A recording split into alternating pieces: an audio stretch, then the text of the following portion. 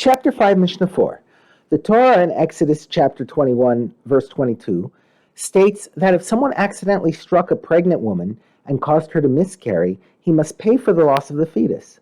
The Mishnah contrasts the law where a person struck a pregnant woman with the law where an animal struck a pregnant woman.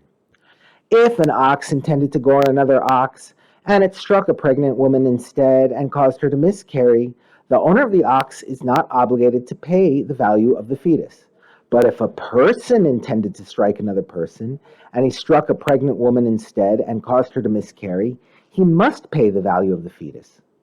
The Mishnah explains how the value of the fetus is calculated.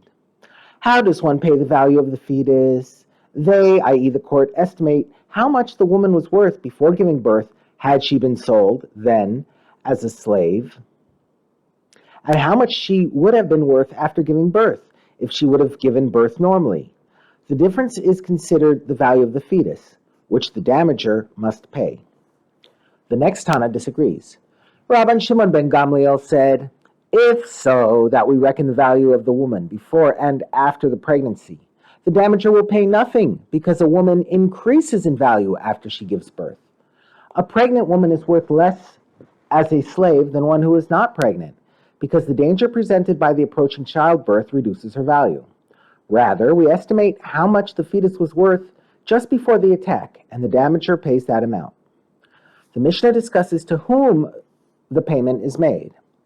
The damager gives the value of the fetus to the woman's husband, i.e. the baby's father. And if she has no husband, i.e. the father died, he gives it to the husband's heirs.